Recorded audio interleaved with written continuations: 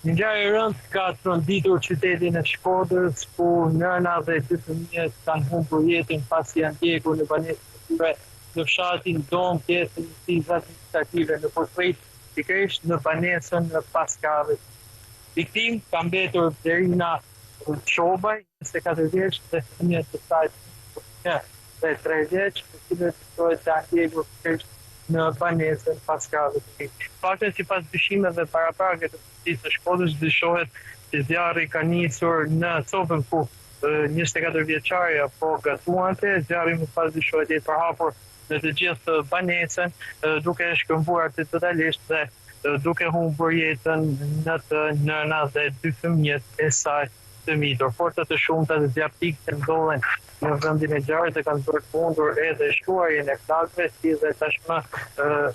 banorë të zonës, por te policia me zjarrtik të përfundur edhe largimin e trupave në fakt të pajetë nga rrënojat e banesës për të dërguar në morgun e spitalit rajonal të Shkodrës për të bërë edhe ekspertizat e tyre. Policia në fakt ka nisur hetimet rreth shkaqeve të kësaj ngjarje të rëndë, por paraprakisht dyshohet se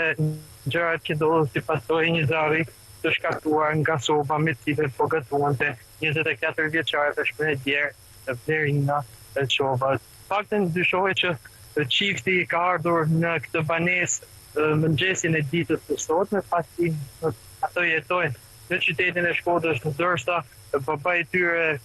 prej disa vitesh ka qenë në zonën e Gjermanisë. Dyshohet që familja ka ardhur ditën e sotme në zonën e Domit për të pastruar pikërisht banesën që po shtojnë tani drejt qytetit që është shkëmbuar, ndërsa në mënyrë tragjike duket se ky ka qenë udhimi i fundit i familjes, ku si pasojë e flakëve ka humbur jetën bashkëshortja Derina Çobaj, 24 vjeç, dhe dy fëmijët e saj të mitur, 1 dhe 3 vjeç. Do të thënë që zona është e thellë në fakt, ka pak banesa dhe zjarri është vënë